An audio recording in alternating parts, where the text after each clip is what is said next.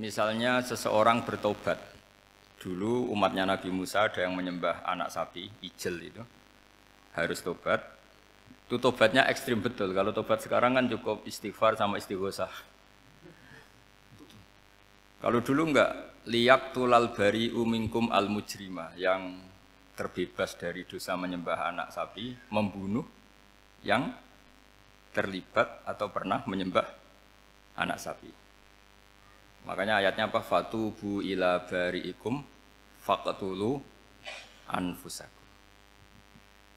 Ya, jadi orang-orang yang pernah menyembah anak sapi itu tobatnya apa? Faqtulu anfusakum. Sebab itu semua ulama berkewajiban menerangkan nasa mansur. Sampai Sayyidina Ali suatu saat ada mubalek atau ustadz itu ngajar di masjid, ditanya, kamu tahu nasa mansur enggak? Enggak tahu. Terus kata Sayyidina Ali, berhenti jadi mubalek, lisensinya dicopot. Dicopot, kemudian halakta wa ahlakta, kamu rusak juga merusak. Kenapa demikian? Logikanya begini, semua nabi itu kan panutan. Saya ulang lagi ya, semua nabi itu panutan. Tapi kalau kamu tidak tahu nasaman, so jangan-jangan kamu ikut nabi sebelum kamu, yang nasahnya itu syariatnya sudah apa? Mansukhoh, sudah di nasah. Itu kayak kasus Sunda Wiwitan itu. Itu gak mau punya Nabi Muhammad karena kurang keren, kurang sepuh. Nabinya langsung Nabi Adam. Resikonya adalah beberapa aliran sesat itu, aliran yang kurang benar itu, zaman Nabi Adam kawinan otomatis sama saudaranya. Lalu masa sekarang kita membolehkan kawin sama apa? Kalau sama Nabi Adam mau tidak mau. Karena yang cowoknya ya bin Adam, putrinya binti Adam. Lalu Allah bikin satu sunnah yang suami istri itu harus beda, yaitu satu kandungan itu melahirkan satu pasang. Dan mulai dulu memang pasangannya orang jelek itu orang cantik. Makanya agak sial itu yang perempuan-perempuan itu. Memang mulai dulu gitu. Kalau cantik itu kesunatannya dapat jelek. Gitu. Nanti sama-sama masuk surga. Karena yang cowoknya ibadahnya syukur, yang ceweknya sabar. Gitu. Itu nanti sama-sama. Nah kebetulan si Qabil itu ganteng sekali Qabil. Berpasangan dengan Labuda itu jelek gembrot, pokoknya tidak cantik. Enggak lah, kebalik. Qabil itu berpasangan sama Iklimah. Jadi Qabil ganteng, punya adik kandung namanya Iklimah itu cantik sekali. Yang Habil itu rapati apa? Berarti yang Habil apa? Ya rapati ganteng, berbarengan dengan Labuda juga rapati cantik. Nah karena tadi ya berarti Qabil bareng siapa? Iklimah, Habil, Labuda. Maka untuk kawin ini nggak boleh satu kandungan. Jadi dulu karena nggak ada perbedaan ibu bapak, mau tidak mau beda. Yang penting beda. Yaitu akhirnya apa? Qabil dapat Labuda, yang Habil dapat Iklimah karena beda kandungan. Itu sudah cukup. Nah, akhirnya kan nggak terima si Qabil. Masa orang ganteng dapat orang jelek. Jadi mulai dulu itu maunya orang ganteng ya dapat orang cantik, nggak terima. Tapi Allah ngatur seperti itu. Akhirnya terjadi percekcokan. Nah, dulu itu semuanya itu religius, sehingga ukuran percekcokannya masih religi, yaitu ya gini saja, kita ngadakan kurban, yang diterima itu ya menang. Ya ternyata dalam kompetisi itu yang menang siapa? Habil. Akhirnya Habil jadi menikahi siapa? Iklimah. Kalau sekarang kompetisinya kan siapa paling kaya ya menang, lebih gampang. Nah kemudian bayangkan misalnya, ya saya ini menerangkan nasa mansukh. Kita semua sering ngomong, sering berkoar-koar, sering menyarankan atau mewajibkan para nabi itu panutan dalam semua perilakunya. Ternyata ada beberapa perilaku yang sudah dinasakh atau dihapus ketentuannya oleh syariatnya Rasulullah Shallallahu Alaihi Wasallam. Maka mengenali nasa mansukh itu keharusan dalam ulumul Quran. Ya. Makanya Allah mengatakan apa? Ma nansakh min ayatin aw nunsiha pasti na'ti bi khairim minha aw misli. Jadi saya nerangkan nasakh mansukh itu dua sesi. Satu sesi antar nabi, dua di internal syariatnya apa? Sekali saja hari ini tok, sudah setelah itu anggap pinter sudah. Kalau Sudah, jangan tanya lagi. Nah, ada beberapa lagi syariat yang masalah metode. Dulu Nabi Nuh itu dibolehkan oleh Allah saking mangkelnya sama orang kafir. Saya ulang lagi, orang kafir itu kan biadab sekali, nempat buminya Allah, makan rezekinya Allah, kemudian mengkafirkan Allah. Pikirannya Nabi Nuh, orang biadab gini nggak layak hidup, itu pikirannya Nabi Nuh. Kalau dia pakai militer, tidak punya militer, ya pakai langit akhirnya. Pakai kekuatan langit, beliau berdoa, Rabbi la tazar alal ardi minal kafirina dayyar. Innaka intazarhum yudillu ibadaka wa la yalidu illa fajirong kafar. Ya Allah, mereka ini orang-orang kafir, padahal pakai bumi engkau, pakai rezeki engkau. Matikan semua saja. Jangan sisakan satu pun. Karena kalau masih sisa, nanti anak turunnya ya gitu. Gennya gendo ya pasti melahirkan gendo. Gen, wala yalidu illa fajirong kafar. Kalau kamu sisakan pasti melahirkan generasi gendo lagi, kafir lagi. Dituruti sama Allah. Kecuali orang 80 yang ikut Nabi Nuh. Nah, orang 80 yang ikut Nabi Nuh ini selamat karena iman. Maka generasi yang sekarang ini termasuk saya semua ini semuanya turunan orang iman. Maka kita ini punya dua status. Satu, Allah kadang manggil kita ya Bani Adam karena faktanya kita turunan Nabi apa? Adam. Panggilan kedua adalah zurriyataman hamalna ma'anu. Orang-orang sekarang itu pasti turunan orang yang ikut perahunya Nabi Nuh. Jadi nasab kita ini sudah steril. Sudah tidak ada nasab lewat kafir karena yang kafir sudah habis. Semua orang sekarang itu turunan Nabi Nuh, yaitu disebut apa? Zurriyataman hamal nama. Yaitu sekitar orang 80. Nah, oleh Allah Subhanahu wa taala syariat seperti ini pernah dituruti, yaitu akhirnya mereka mati semua kecuali orang 80 yang mukmin. Tapi uniknya Allah apa?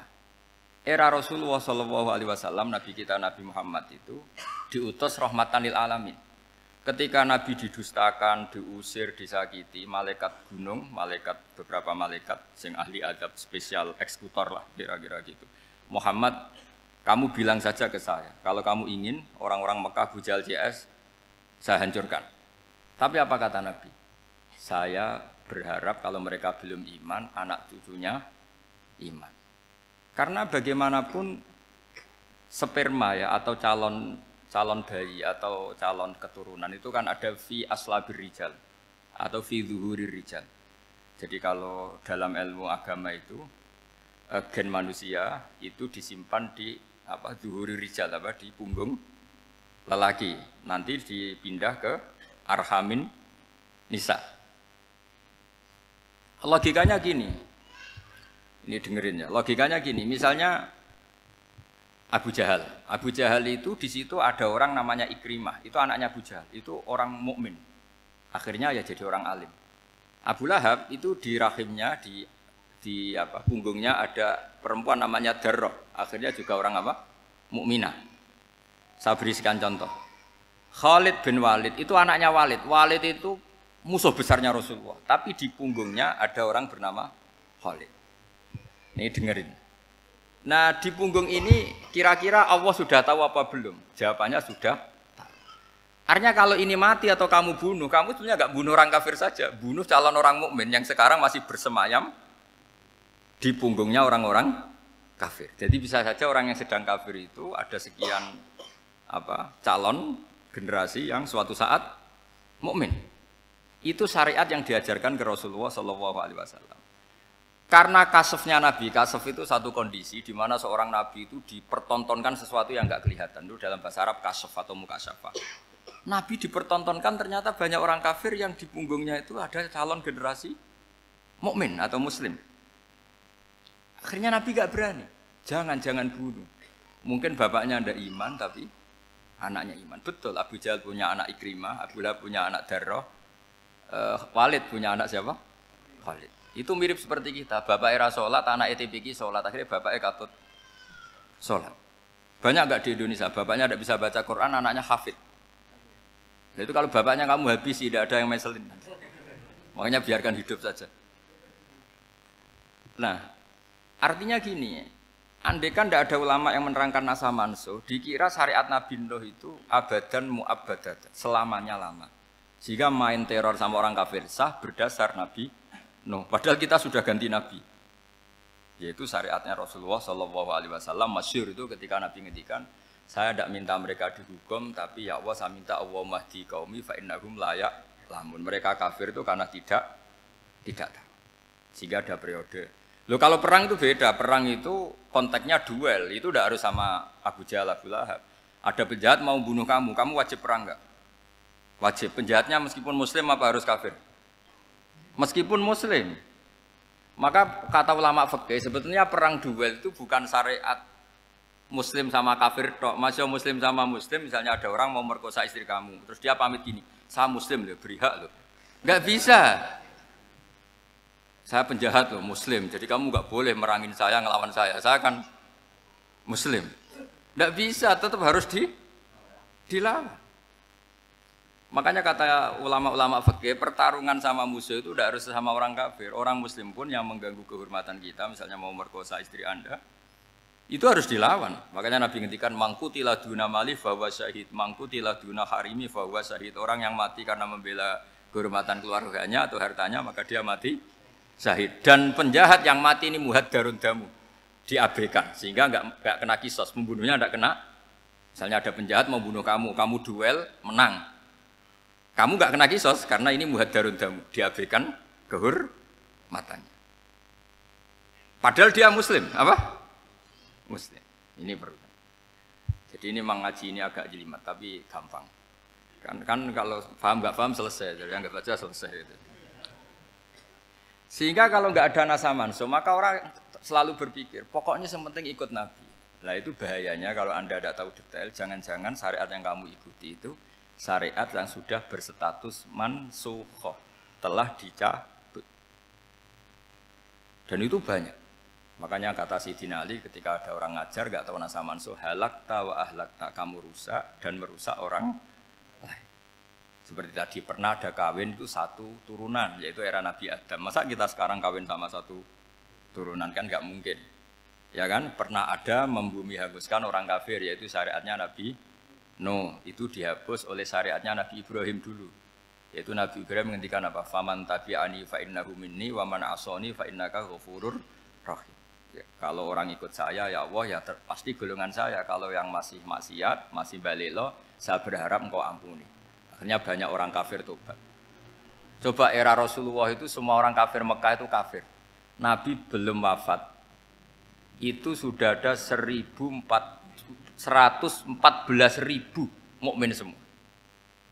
Jadi Nabi menangi mayoritas orang menjadi mukmin dari mayoritas kafir, yaitu disebut wara'aitan nasa yadkhuluna fi dinillahi afwaja.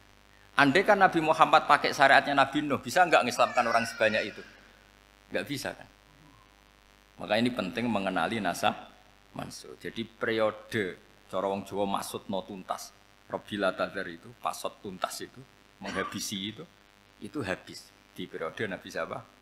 No, syariat itu sudah enggak dipakai lagi. Yang dipakai apa? Faman tabi'ani fa innahu minni wa man asani fa innaka ghafurur rahim. Lah Nabi Muhammad ini nabi yang kena khitab anit tabi' millata Ibrahim hanifah. Jadi masternya Nabi Muhammad itu mentornya Nabi Ibrahim. Sehingga syariatnya ya faman tabi'ani fa innahu minni wa man asani fa innaka ghafurur rahim. Tidak syariat Rabbila tadzar alal ardi minal kafirina daya. Jelas ya. Jadi mengenali nasa mansuh itu penting sekali karena kalau enggak Anda halakta wa ahlakta, kamu merusak diri kamu sendiri juga merusak orang lain karena menfatwakan hukum yang sebetulnya sudah berstatus mansukh. Hanya berdasar itu kan syariatnya nabi-nabi dulu. Syariat yang apa? Syariat yang enggak pernah terhapus hanya satu, usuluddin, yaitu tauhid, itu sama. Tapi kalau syariat itu beda-beda atau furu'iyah itu beda-beda.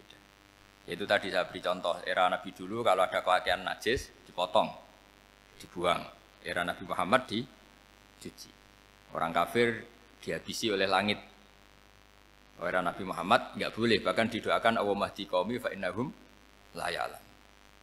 Di Qur'annya apa? Wa in ahadum minal musyrikin astajaraka fa'jirhu hatta yasma'a kalam Allah tsumma ablihu ma'mana. Jadi kalau ada orang kafir enggak boleh main dihabisin, mereka beri peluang untuk mengkaji kitab Allah. Hatta yasma'a kalam Allah. Kalau mereka sudah berpeluang ngaji, harus tsumma ablihu ma'mana, harus dijamin keamanan. Ya, karena apa? Dzalika bi annahum qaumul la ya'lamun. Bagaimanapun mereka memang karena tidak tahu. Nah, kenapa tidak tahu? Enggak. Karena tadi mereka tertutup oleh kultur yang beratus-ratus tahun. Mbah-mbahnya mereka menyembah batu, menyembah berhala. Ya tahunya itu ya Tuhan. Bagaimana Anda bisa menjelaskan sesuatu yang sudah beratus-ratus tahun kan tidak gampang. Maka ada periode dimaklumi, apa? Kalau era sampean kan, mosok waktu disembah saking gobloknya orang, kamu lahir kan sudah nyembah Allah, tidak nyembah batu. Bayangkan kalau kamu jadi mereka. Wong perut kamu saja disuruh makan pizza sakit kok, karena saking lamanya makan sambal kan gitu. Kamu bilang perempuan Indonesia saja cantik kok, saking lamanya jadi orang Indonesia. Padahal orang Indonesia tanyakan orang Eropa, cantiknya di mana? Kamu lahir di Afrika, bilang orang Afrika itu cantik, tanyakan orang Eropa, cantiknya di mana? Hitam gitu kok. Jadi orang itu pasti terkooptasi oleh sekelilingnya. Orang Afrika akan bilang, wanita Afrika itu cantik. Coba tanyakan orang Eropa, cantik apa enggak? Belas. Orang Eropa yang kulitnya gitu, kata orang Eropa indah, kata sampean. Koyok anaknya kebo katanya. Jadi orang itu akan terkooptasi oleh sekelilingnya. Bayangkan kalau semua orang nyembah berhala, terus kamu enggak, alasan kamu apa? Kan menentang mayoritas. Dan itu berat. Maka dimaklumi oleh Allah, dzalika bi annahum qaumul la ya'lamun fi manah panyeruarah. Nah, pemakluman ini yang mulai sekarang terkikis. Orang main pukul saja enggak mau ngaji. Enggak mau ngaji Quran secara kafah. Jadi fatwanya Islam kafah tapi ngajinya Quran enggak kafah. Ngambil 1-2 potongan ayat dipakai dalil. Jadi Islamnya inginnya kafah tapi ngajinya Quran enggak. Kalau kafah ya hafal 30 juz itu. Kalau mau ya, kalau mau kafah ya hafal berapa? 30. Makanya saya sering bilang, saya sering dinasihati orang karena belum tahu saya ini hafal Quran. Bapak harusnya Islam itu kafah. Kata saya ya dimulai dari konsep Islam itu kafah dulu, apa ya hafal Quran secara kafah. Jadi ini penting saya utarakan. Bahaya sekali orang mengenali Islam tanpa mengenali nasah mansukh. Karena beberapa syariat Nabi sebelum kita itu berstatus mansukh. Terus contoh berikutnya. Ini nasah mansukh antar Nabi apa khusus internal Nabi? Antar Nabi aja nggak selesai nih sampai subuh aja nggak selesai. Contoh yang paling keren mungkin cowok semua senang. Nabi Dawud dulu istrinya berapa? 99. Nah itu kalau masih halal itu kan berarti jenengan tuh punya istri berapa? Wah itu kan ngeri betul. Punya satu aja repotnya gitu, apalagi berapa? Punya 99. Terus kamu bilang gini, ini kan syariatnya Nabi Dawud, Nabi kan bisa diikuti. Pernah ada periode di mana seperti itu boleh. Jadi makanya mau tidak mau, ngenali nasah mansukh itu harus. Kalau enggak ya kamu masih berkeyakinan. Boleh beristri berapa? Nah ini penting saya utarakan, makanya Sayyidina Ali itu kalau ngetes calon mubalek, kira-kira kalau Kemenak dulu inginnya apa? Sertifikasi apa? Mubalek. Itu tanyanya gitu. Ta'rifun an-nassa wal mansukh, kamu apa tahu nasah mansukh? La. Jawabnya Sayyidina Ali, halak tahu ahlak tahu, kamu orang yang rusak. Karena tadi takutnya ada syariat yang sudah mansukh dipakai. Itu tadi misalnya kita ini tidak umatnya Nabi Nuh, tapi pakai syarat Robbila tadar alal ardi minal kafirina. Terus ketiga begini, misteri manusia itu. Dan ini kita tidak pernah tahu sampai kiamat, tapi ini ilmu harus kita diskusikan. Misalnya saya ini namanya Bahauddin. Saya sekarang hidup sampai 2019 sekarang. Kan hanya Allah yang tahu berapa turunan saya sampai kiamat dan statusnya kayak apa. Donald Trump juga gitu. Donald Trump itu sekarang kafir, tapi kita tidak pernah tahu nanti turunan keberapa ada yang Muslim. Lah turunan yang calon Muslim ini diletakkan di mana kita tidak tahu. Yang jelas kalau kamu bunuh itu katut itu. Artinya gini, logika membiarkan orang kafir itu ya ada logikanya. Nah, logika membunuh karena mereka mau membunuh kita ya ada logika fikihnya karena kalau kita ada membunuh dibunuh. Makanya semuanya hukum ini terus bergantung al-hukmu yaduru ma'ilatihi wujudan wadan. Di sini terus dipertemukan. Makanya semua nabi itu kalau yang namanya membunuh pasti pas perang saja karena ini kondisi yang memang pilihannya hanya dua, kalau nggak dibunuh ya membunuh. Ada duel lah itu. Maka ini butuh kajian fikih dan orang nggak boleh subjektif dalam hal ini. Saya ulang lagi, tidak boleh subjektif karena tadi Orang yang kamu katakan sekarang misalnya Zaid, kamu itu bodoh sekali. Kenapa bodoh? Nggak hafal Quran, nggak pernah kuliah, nggak pernah ngaji. Ternyata Zaid ini bersemayam calon anak yang alim alama hafal Quran. Namanya Umar, tapi masih jadi sperma. Suatu saat Zaid itu punya anak alim alama. Kan banyak orang nggak bisa baca Quran punya anak hafid. Banyak nggak di Indonesia? Banyak nggak petani yang punya anak dekan? Petani punya anak dekan. Yang dekan punya anak naik kelas saja susahnya bukan main. Banyak kan? Nah ketika dibalik nanti ada dekan punya anak goblok, yang petani punya anak dekan, pinter mana? Kita tidak pernah tahu. Makanya ini kan, ya sudah kalau nggak pernah tahu ya bilang saja wallahu alam kan selesai. Daripada keminter keliru kan ada wallahu alam. Makanya cerita favorit guru saya, Kiai Haji Maimun Zubair itu punya apa namanya Kiai Zubair. Itu cerita favoritnya itu ada santri namanya Soleh. Soleh itu alim alama. Orang Madura itu cara berpikir kan kalau kiai saja alim seperti itu apalagi bapaknya. Pas bapaknya main ke pondok, santrinya ada ribuan. Bapaknya main ke pondok itu sholat itu ya gak bener. Gak sesuai sunnah Rasul lah kira-kira gitu. Sudah sholat itu gak bener apa-apa gak bener. Masih ditakwil sama santri Madura karena orang Madura itu kultus. Mungkin khilaf. Khilaf itu satu khusus, pokoknya perlakuan khusus. Suatu saat saking bodohnya orang itu kenceng tuh pinggir musola. Wah ini nggak bisa ditakwil lagi, akhirnya nggak bisa ditakwil tuh nggak. Wah ini sudah nggak bener ini, nggak bener. Singkat cerita santri tadi nggak kuat matur ke kiainya, Pak Yai, jenengan sealim itu kok bapaknya segoblok itu. Kenapa? Ya, dia kencing pinggir musola. Oh bapak saya itu pinter sekali. Kok bisa? Karena beliau yang memutuskan saya mondok sampai saya jadi alim alama seperti ini. Yang bodoh itu mbah saya. Bodoh itu mbah saya kan. Artinya gini, sekarang misalnya Anda dekan atau Anda rektor atau Anda profesor atau Anda kiai top mubalek kondang. Anda mubalek kondang terus punya anak, gobloknya bukan main atau apalagi anaknya ketangkep KPK. Yang satu anaknya orang bodoh jadi dekan. Kalau kompetisi ini pinter mana coba? Ada ahli metodologi tapi anaknya itu terlibat narkoba. Yang ini petani utun, anaknya dekan. Kira-kira kalau dikompetisikan pinter mana? Anaknya pinter petani tadi. Gitu. Yang ketika petani kamu vonis bodoh gitu. Tapi siapa tahu kalau ini menyimpan calon? Paham ya? Kita tidak pernah tahu. Makanya Quran selalu ngajari dalam ilmu sosial itu wa in adri la'allahu fitnatul lakum wa mata'un ila. Dalam ilmu sosial itu kita harus jawab tidak tahu. Karena mobil. Makanya saya tadi pagi ngaji di direktorat saya bilang, saya pernah diprotes orang, Gus kamu udah jelas 01 apa 02. Ya saya jawab gitu. Manusia itu makhluk yang paling nggak jelas. Gitu. Sekarang soleh suatu saat bisa saja nggak soleh. Yang sedang nggak soleh suatu saat soleh. Sesuatu yang mungkin rubah kok kamu fanatik itu gimana? Nalarnya itu gimana? Coba kita tahu dulu Wahsy itu pembunuh Hamzah, akhirnya mati mukmin ya enggak? Padahal orang yang sangat dibenci Rasulullah karena membunuh Sayyid siapa? Hamzah. Sa'labah yang tukang itikaf di masjid akhirnya su'ul khatimah. Kita tidak pernah. Lah kalau nggak pernah tahu ya tidak usah terlalu fanatik biasa saja. Kayak jenengan seneng saya itu ya saya tidak tahu sampai kapan ya tidak tahu. Saya seneng sampean sampai kapan ya tidak tahu. Kayak suami istri itu. Pas nikah harmonis bulan madu sampai kapan bertanya. Yang jelas paling awet itu pasangan jelek itu pasti nggak awet. Makanya jadi guyonan tuh. Pasangan itu jangan baik-baik gak awet. Kalau jelek itu awet. Ternyata maksudnya cantik sama ganteng. Itu suatu saat pasti jadi jelek. Yang jelek sama jelek pasti jelek terus. Makanya jadi guyonan.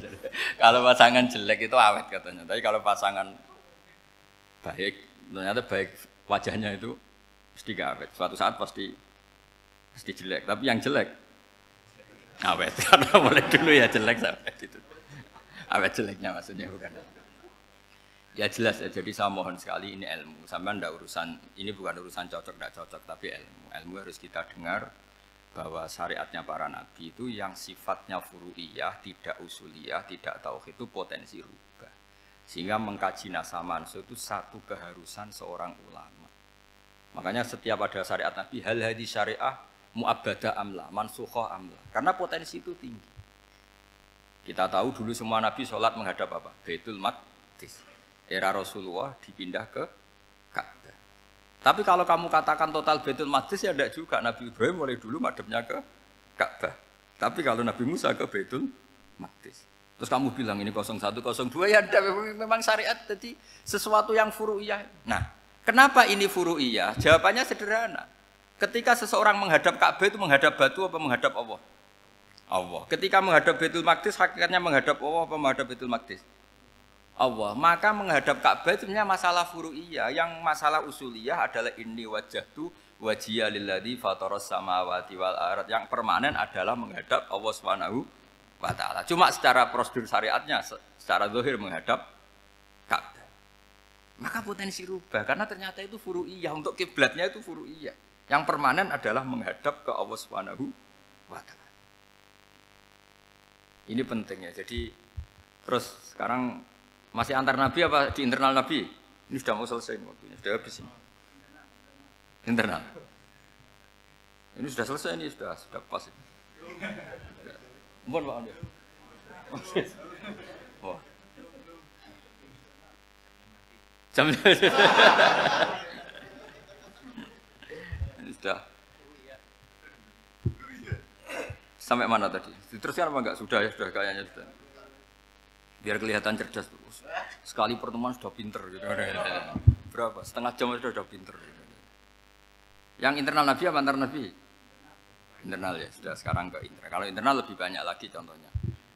Yang masyhur tentu masalah Baitul Maqdis. Dulu Rasulullah pernah sholat menghadap Baitul Maqdis 16 bulan. Berapa?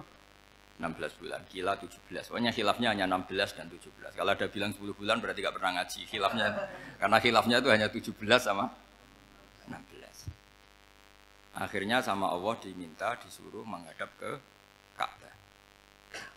Saya ulang lagi, itu tetap masalah antar nabi sebetulnya. Begini, makom itu kalau dalam bahasa Arab bukan kuburan. Kalau di Indonesia kan makomnya Sunan Bonang itu kan kuburan. Kalau makom dalam bahasa Arab itu sesuatu yang pernah dipakai singgah itu namanya apa? Makom. Lalu Rasulullah itu pertama di Medina itu madhab Baitul Maqdis itu 16 bulan. Orang Yahudi senangnya bukan main. Sampai mereka bilang gini, Muhammad tuh gaya-gaya nantok punya agama baru. Tapi kiblatnya ikut kita. Baguslah anak itu katanya, masih tahu diri katanya. Bagus katanya itu masih tahu diri. Jadi senangnya bukan main orang Yahudi. Karena kiblatnya Muhammad sama dengan mereka. Ya tentu mereka jangkar Muhammad, bukan Sayyidina Muhammad atau Rasul Muhammad karena mereka masih enggak iman. Nabi itu ya agak tersiksa karena beliau secara gen turunan Nabi Ibrahim dan kiblatnya Ibrahim itu Ka'bah. Agak tersiksa tapi sami'na wa ata'na tetap madhab ke Baitul Maqdis berapa? 16 bulan. Suatu saat Nabi Muhammad itu disuruh madhab Ka'bah. Ini dengerin. Akhirnya madhab ke Ka'bah. Apa yang terjadi? Orang Yahudi komentar gini, Muhammad itu gimana? Dia di perantauan, rindu sama keluarganya. Terus rindunya itu diaplikasikan jadi perilaku agama. Jadi dia madhab Ka'bah dianggap kangen. Kayak saya kan orang Rembang. Rembang itu apanya Jogja? Timurnya apa? Nggak, Jakarta itu mana Jakarta itu?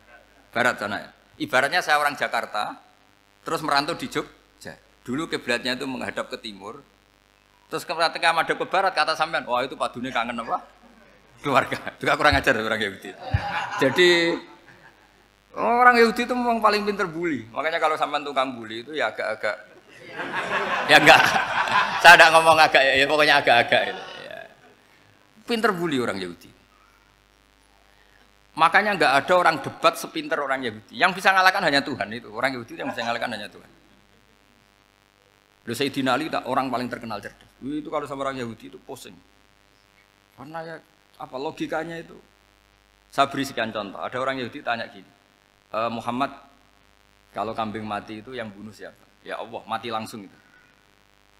Agama kamu itu aneh, Mak. Yang langsung sentuhan Allah haram, tapi yang lewat tangan-tangan jahil manusia malah halal. Harusnya itu yang halal, kan orisinil, langsung Allah yang bunuh. Jadi uteknya itu aneh, dari cara berpikir itu aneh. Nah cara sampean ini kan, nak halal pangan kue. Tapi Nabi kan nggak boleh bertutur kata kasar gitu. Kalau yang jadi Nabi saya untalan ngono kan gitu. Tapi Nabi kan nggak boleh kasar. Jadi Nabi itu problem karena nggak boleh apa? Kasar. Kalau kita kan gampang, wis nak halal untalan kan selesai apa? Tapi Nabi nggak boleh kasar gitu. Jadi nggak Nabi, nggak sampean itu kan enak. Mau keliru ya pantas, mau apa saja pantas. Karena kan nggak panutan. Kalau Nabi nggak bisa. meluruskan kebenaran itu harus tetap sesuai akhlak. Ya, jadi agak kerepotan. Makanya punya Umar alhamdulillah ada yang nggak perlu aturan gitu. Jadi enak.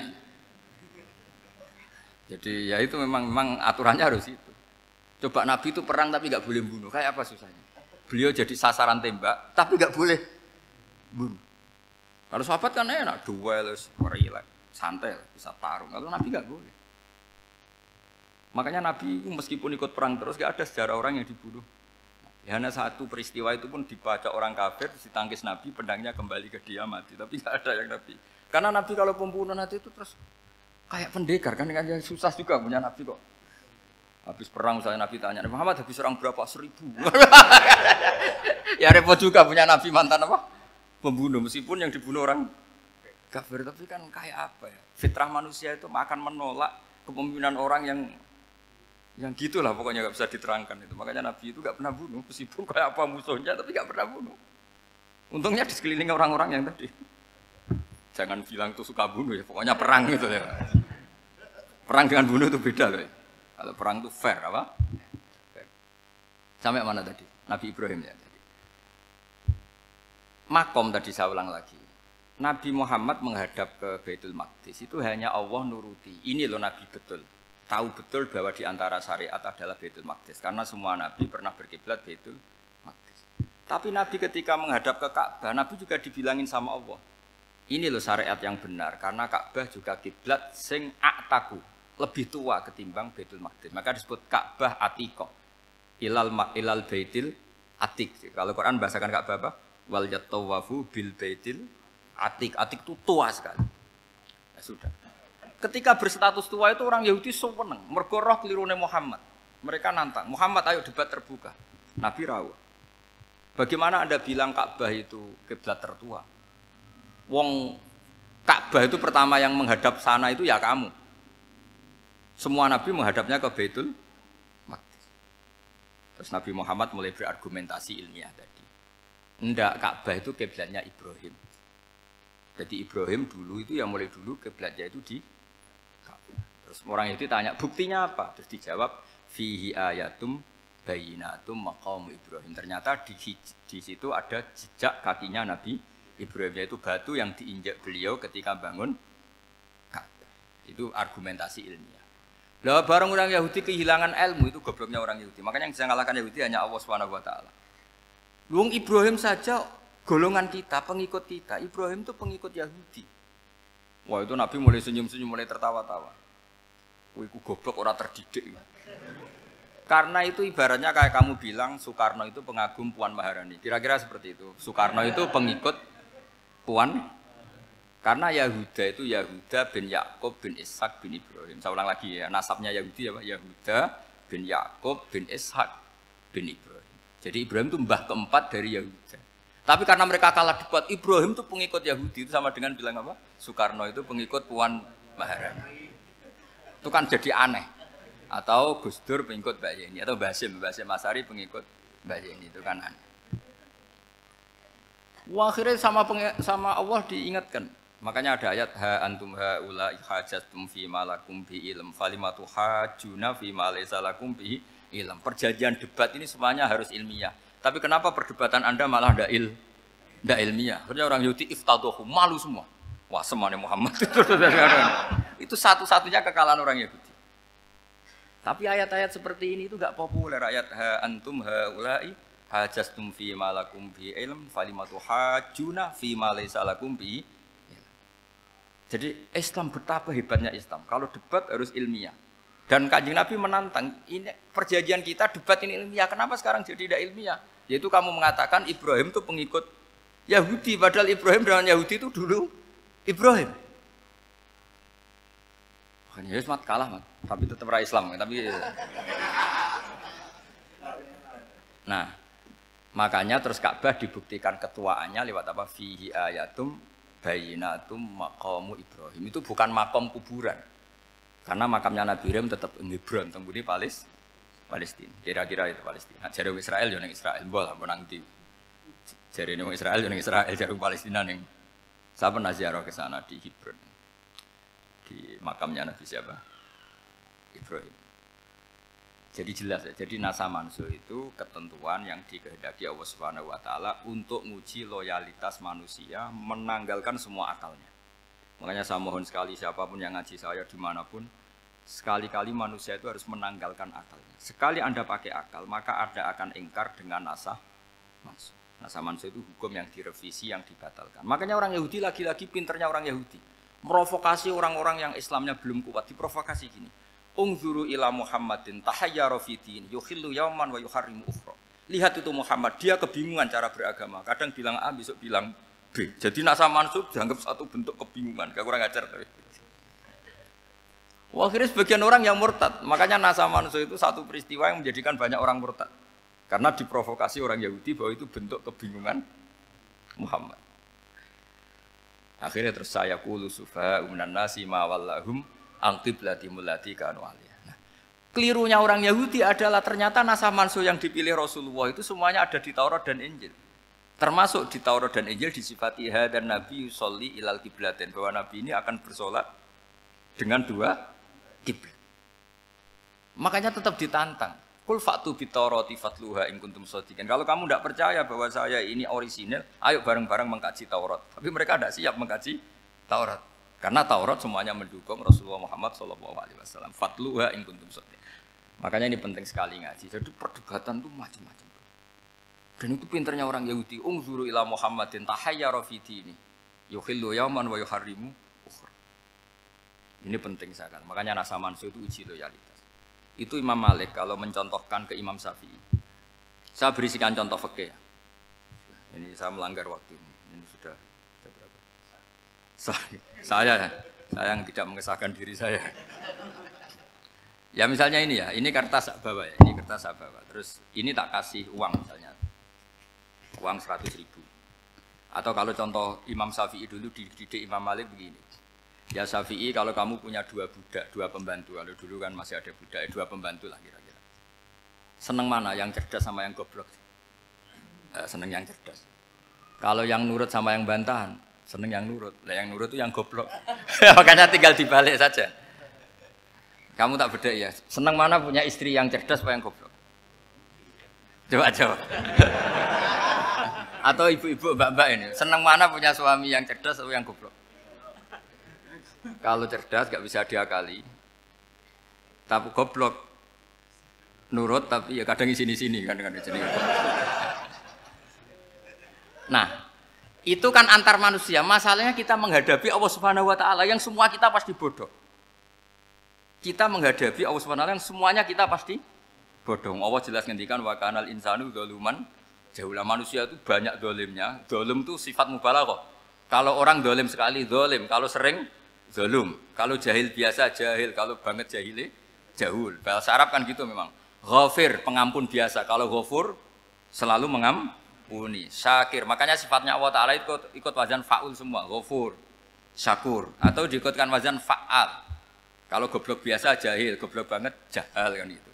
Kafir biasa kafir, kalau kafir banget kafar. Ya, jadi wazan balaghah itu bisa fa'al, bisa fa'ul ya. Kafirin kafar atau kafur, paham ya? Malah ngaji nahwu. Ya tapi ini memang perangkatnya ya. Ini kan perang mau tidak mau. Makanya misalnya Allah tidak suka kulla kafarin banget kafir ya, Pak? Paham ya? Kulla khawanin banget khianate. Kalau khain khianat biasa, kalau khawan sering khianat. Lah manusia itu kata Allah apa? Zaluman, wis banget dolime, banget bodoh. Itu kalau yang ngarang hikam mencontohkan tuh gini, manusia itu pas bener saja salah, apalagi pas salah. Jadi manusia itu kata Imam yang ngarang hikam itu, man itu kanat mahasinhu masawiyah, fakih fala takunu masawihi masawiyah. Ketika baik saja buruk, apalagi ketika buruk. Coba kalau ada orang dermawan sama teman-temannya, tanyakan istrinya, duit dihambur-hambur, disikno konco ngalono bojo. Mesti gitu. Teman yang sering silaturahim ke teman-temannya, kata temannya baik, senang silaturahim. Tanyakan istrinya, oh meninggali wong. Jadi manusia pas baik saja ada buruknya. Apalagi pas buruk. Makanya dulu bapak saya ngajarin saya, istiqomah ya apik ya. Tapi kadang-kadang nak keterusan itu ora istiqomah ngangkangi. Orang dia tidak punya kesempatan. Misalnya ada imam masjid, ngimami terus sampai tua, sampai mau mati. Itu istiqomah apa ndak memberi peluang yang lain? Ndak jawab aja. Jadi itu manusia. Jadi pas baik saja buruk, apalagi pas buruk.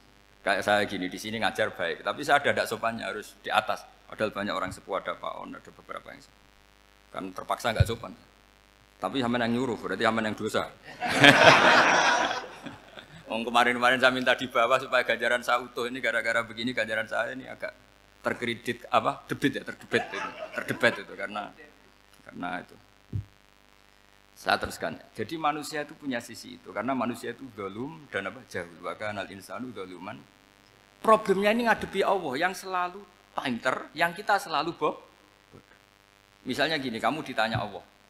Ini contohnya Imam Malik. Ikla hadi sokhroh fa inna tahtaha dhahaban. Coba bongkahan batu itu kamu angkat, di bawahnya ada emas. Lalu budak yang pinter berlogika, oh disuruh buka itu karena ada emas toh. Berlogika. Kalau budak yang goblok enggak, ya disuruh ya diangkat saja. Ada emas apa enggak karena perintah ya diangkat. Yang satu nurut karena perintah, yang satu nurut karena ada emas, ada sesuatu. Logikanya suatu saat Tuhan itu hanya bilang gini tok, ikla hadis sokhroh, batu itu angkat. Yang nurut, yang goblok permanen tadi, kan langsung ngangkat. Yang pinter, ini ada apa lagi Gusti kok harus diangkat? Ya gak ada apa-apa, nyuruh saja kata Allah gitu. Wah tidak bisa, sesuatu harus ada alasannya. Itu kira-kira mangkel loh apa gak? Oh mangkel. Nah, logikanya manusia seperti itu. Makanya dua murid pinter, di rakyat pinter, presiden ya susah mesti demo. Goblok ya susah sini uang. Ini kan nggak ada pilihan. Memang manusia itu nggak ada pilihan. Nah sekarang masalahnya gini di fikih ini, saya kembali lagi ke fikih. Pertanyaannya secara fikih begini. Misalnya iddah. Iddah itu seorang perempuan ditinggal mati suaminya atau ditinggal atau cerai. Itu kan ada namanya apa? Iddah. Iddah itu memastikan apa tujuannya? Memastikan rahim itu steril dari mani atau sperma zaut awal. Supaya nanti kalau dinikah orang lain tidak terjadi ikhtilatul nasab. Oke, berarti iddah kita beri argumentasi secara ilmiah li baro'atir rohmi. Jadi misalnya Zaid menceraikan istrinya Sri dalam keadaan masih bisa haid. Iddahnya 3 kali masa suci. Wal mutallaqatu yatarabbasna bi anfusina salah satu guru. Lalu karena secara teori medis kalau haid berarti bukti tidak hamil. Apalagi kalau haidnya terulang-ulang sampai 3 kali pasti tidak hamil. Sehingga kalau nanti dinikahi orang lain pasti kalau ada anak ya anaknya zaud sani atau zaud kedua. Berarti alasan iddah li baro'atir rohmi. Oke, kita sok pinter, sok bijak. Pertanyaannya adalah sekarang sudah baru 1 bulan suaminya di Malaysia nggak pernah ngumpuli. Dicek di medis juga berbukti tidak hamil. Apakah boleh tanpa iddah? Semua ulama mengatakan tidak boleh. Tapi ini kan rahimnya jelas bersih. Ya karena iddah itu nuruti perintah pangeran, pokoknya tetap iddah. 3 kali masa suci. 3 kali masa suci atau masa haid. Itu ada perdebatan ulama. Tapi kan ini terbukti bersih Gus. Meskipun terbukti bersih kata Allah harus iddah 3 bulan atau berapa? Kira-kira 3 bulan 4 bulan ya tetap harus iddah. Kowe milih mana? Sok pinter. Gusti, berhubung ini. Pangeran mbok terangno gitu. Berhubung. Jadi Tuhan apa mbok wari? Berhubung Gusti ini jelas steril dari sperma zaut awal. Enggak usah iddah Gusti. Sama aja kamu disuruh majikan kamu ikla hadis sakhroh, berhubung nggak ada apa-apa, nggak usah ya. Kira-kira mangkel nondak budak yang seperti itu. Mangkel. Maka dibutuhkan kebodohan dalam beragama. Betul itu memang. Makanya Nabi itu unik, pernah bilang itu gini, aksaru ahlil jannah al-bulu, aki-aki penduduk swarga itu al-bulu, wong goblok-goblok. Maksudnya goblok yang jenis ini, bukan goblok betulan maksudnya. Maksudnya goblok jenis ini itu ya tetap pinter, tapi pinternya dibuang, pura-pura goblok demi sami'na. Jadi saya misalnya kok pinter dan goblok tadi sekaligus, pinter dan goblok. Ya bah ikla hadis sokhroh fa inna tahtaha dhahaban. Tak angkat karena saya tahu di bawah ada emas. Tapi di hati saya sajane ya mergo perintah. Suatu saat kalau disuruh Allah ikla hadis sokhroh, perintah ya tak angkat ya sudah. Jadi ya pinter ya goblok. Saya tahu namanya perintahnya Allah pasti ada hikmahnya. Hikmahnya iddah adalah li baro'atir rohmi. Tapi hikmahnya jadi kawula adalah nurut perintah Allah, cek tahu alasannya maupun Lah di sini ada illatul hukmi untuk membangun kecerdasan, tapi ada loyalitas untuk membangun ubudi. Ya, bahwa kita ini kawula roh tetap loyal. Makanya tadi pagi saya cerita Sayyidina Umar. Sayyidina Umar kayak apa cerdasnya? Tapi tetap ubudiyah. Yaitu Rasulullah SAW sering dibully orang kafir. Muhammad tuh gaya-gaya nantok. Wong ra oleh nyembah berhala, ra oleh nyembah watu, jebule dekne nyembah Hajar Aswad. Karena dilihat dari jauh kan tetap nyium Hajar Aswad. Coba kalau kamu lihat dari jauh, kamu sujud dari jauh kan kayak sujud sama batu. Makanya Sayyidina Umar karena orang kafir masih cara berpikir gitu, tiap nyium Hajar Aswad itu komentar gedumel. Alim tu annaka hajarun la tadurru wa la tanfa. Walau la anni ra'aitu Rasulullah qabbalaka ma qabbal. Aku ronake watu ya ora mandoroti ora manfaati. Kalau saja saya tidak melihat Nabi nyium kamu, saya tidak sudi nyium kamu. Jadi tidak berdoa doa mustajab itu tidak berutuh. Karena apa? Umar tahu ini masalah secara tauhid. Kalau saya doa di depan Hajar Aswad nanti dikira syirik karena berdoa di depan batu. Tapi kalau saya tidak nyium nyulayani sunnah Rasul yaitu nyium Hajar wis tengah-tengah nyium sambil gerutu itu sudah kompromi. Ya nyium tapi gerutu. Kayak apa? Makanya ya cerdas tapi ya goblok tadi ya cerdas. Itu uniknya Rasulullah. Jadi muji orang pintar ya sudah langit. Tapi Nabi pernah dalam satu hadis mengatakan aksaru ahlil jannah al-bulbu. Aki-aki penduduk swarga itu orang bodoh. Artinya orang bodoh itu bukan bodoh betulan. Dia meninggalkan akalnya demi loyalitas ubudiyah. Nah, untuk menutup sesi ini terakhir betul tak tutup setelah ini selesai. Untuk menutup itu bukti begini, perang Badar itu perang yang nggak mungkin dimenangkan umat Islam karena orang kafir itu 1000 dengan pasukan full dengan peralatan perang full. Rasulullah itu tahun kedua Hijriah itu pasukannya hanya 313. Itu pun pedang itu untuk orang 5 itu hanya ada pedang 1. Jadi kalau mau dibaca orang sih kang milih pedangnya aku. Itu kan nggak kebayang perang dalam keadaan seperti itu. Jadi mesti kalah, orang kok mungkin kalah mesti. Tapi Nabi tetap bilang, saya ini disuruh Allah perang, ya harus berangkat. Yaitu perang Badar. Kata para sahabat, ya Rasulullah ini nggak masuk akal. Sudah nggak usah perang, ini nggak masuk akal. Mau setor nyawa. Sudah gitu dadaan, nggak ada persiapan. Lucunya apa? Sahabat itu ketika Nabi tetap berangkat. La akhrujanna walau waqti. Nabi menginginkan saya tetap berangkat meskipun sendiri. Setelah Nabi berangkat sekian meter, tuh sahabat ikut semua. Kata Nabi, lah kamu kok ikut? Ya ikut saja. Kata kamu mesti kalah. Ya anggap saja setor nyawa. Demi loyalitas pada jenengan. Itu makanya nggak ada periode sebaik periode sahabat. Tapi yang gerutunya jalan. Karena gerutu ini bawaan ilmiah. Makanya kita loyal sama presiden. Tapi yang nggak cocok ya gerutunya jalan. Tapi bawaan mencintai Indonesia tetap jaga stabilitas. Itu bawaan cinta Indonesia, bukan cinta pejabatnya kadang.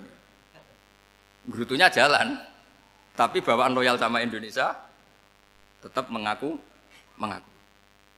Bawaan loyal sama Rasulullah tetap ikut perang, bawaan akal karena nggak masuk akal ya gerutu. Dan itu uniknya Quran itu mengapresiasi itu dan dianggap nggak masalah. Saya bacakan ayatnya. Kama akhrajaka rabbuka min baitika bil haqq wa inna fariqam minal mu'minina lakarihun yujadilunaka fil haqqi ba'dama tabayyana ka'annama yusaquna ilal mauti wa hum yanzurun. Peristiwa Badar ada peristiwa kamu itu keluar untuk perang. Sahabat kamu ngikuti, tapi mereka lakarihun, nggak seneng sebetulnya. Karena nggak masuk akal. Ya geremeng tapi ya derek. Yujadilunaka fil haqq. Mereka mendebat kamu dalam kebenaran. Jadi ya Rasulullah wong perang karuan kalah jenengan lakoni alasane nopo? Lah kok melok? Ya saya harus ikut jenengan Nabi. Itu unik. Kalau orang sekarang mana mau, kalau nggak masuk akal nggak mau melakukan. Coba misalnya istri kamu belajarnya dikurangi. Anggap saja petualangan latihan hidup di masa lalu. Nggak mau. Padahal petualangan itu hal yang indah. Petualangan itu kan hal yang indah. Kan nggak mau. Oh ngirit aja alasan. Tapi lucunya kalau dijak camping bermiskin-miskin di hutan mau. Karena karpe dhewe, tapi suami yang ngongkon. Ayolah seminggu ini kita model miskin. Anggap aja petualangan masa lalu. Enggak mau. Karena pinter, apa? Coba kalau bodoh. Ya ngono ya apa-apa Mas. Tapi resikonya nak bodoh, pas kamu sakit ya dibiarin. Karena dia melihat sakit kan biasa, namanya manusia. Jadi Makanya ini pilihannya susah hidup itu malah susah makanya ini. Jadi uniknya Quran gitu. Quran itu membolehkan psikologi manusia. Makanya Allah ngendikan kutiba alaikumul qital wa huwa kurhul lakum. Ya saya tahu kamu tidak suka perang. Allah yang ngakui bahwa kurhul enggak apa-apa. Tapi ketidaksenangan kita harus dilawan demi mengikuti Allah dan misalnya perempuan Allah juga gitu. Wa ashiruhunna bil ma'ruf. Gauli istri kamu muamalah secara baik. Kata Allah fa in karihtumuhunna fa'asa an takrahu syai'a wa ja'alallahu fi khairan katsira. Mungkin ada watak yang kamu tidak suka, tapi di situ ada kebaikan. Allah ngaku yang namanya suami mesti ada watak yang enggak suka dari istrinya. Juga sebaliknya lebih banyak lagi yang suami istri kamu tidak suka watak kamu. Juga enggak suka hidung kamu, wajah kamu banyak lah yang enggak disuka. Tapi demi kestabilan negara suami istri ini, mereka loyal, justru itu bagus. Maka jagalah ilmu, juga jagalah loyalitas. Itu yang perlu saya utarakan. Jadi makanya agama ini dibangun dua. Satu kecerdasan hikmah, yaitu ya al-hukmu ya duru ma'ilati wujudan wa adaman. Tapi juga ada ubudiyah, bahwa agama ini milik Allah. Maka sami'na wa ata'na. Karena begini logikanya, saya ulang lagi masalah batu. Iqla hadis sokhro fa inna tahta hadaban. Terus saya angkat. Pembantu saya ngangkat. Dia saya gaji atas nama apa? Nurut kan? Atas nama menemukan emas apa atas nama nurut? Nurut karena emas itu juga penemuan saya, milik saya. Ngangkat batu yang enggak ada emasnya juga atas nama nurut. Jadi rapot yang saya berikan ke pembantu saya itu tentang nurut dan tidak nurut. Saya kan tidak peduli dengan cerdas dan tidak cerdas. Itu kan tidak sesuatu yang menguntungkan saya. Nah Allah juga gitu. Kecerdasan kamu, pinter kamu itu tidak menguntungkan Allah Subhanahu wa Ta'ala. Karena Allah itu tidak butuh pinter kamu, cerdas kamu. Allah hanya butuh mental ubudiyah kamu. Makanya Allah mensifati nabinya hanya subhanalladzi asra bi abdihi, karena status tertinggi manusia adalah sifat kehambaan. Makanya ya Tuhan nafsul mutmainnah irji'i ila rabbiki radhiyatam mardiyah fadkhuli fi ibadi. Berstatuslah sebagai hamba baru wadkhuli jannah. Nah, kalau kamu berstatus hamba ya harus baik, enggak usah kakek bantah. Coba kalau kamu rasional, ya Allah kenapa bikin surga nanti-nanti? Engkau kan bikin sekarang, ngapain repot-repot nanti? Jadi kacau semua agama. Makanya yang perlu didahulukan adalah status ya Tuhan nafsul mutmainnah irji'i ila rabbiki radhiyatam mardiyah fadkhuli fi ibadi. Masuklah berstatus sebagai hamba saya. Khasnya hamba tadi ya cerdas karena semua yang diperintahkan Allah pasti ada hikmahnya. Tapi kecerdasan ini kadang kita tinggalkan demi loyalitas ubudiyah. Assalamualaikum warahmatullahi wabarakatuh.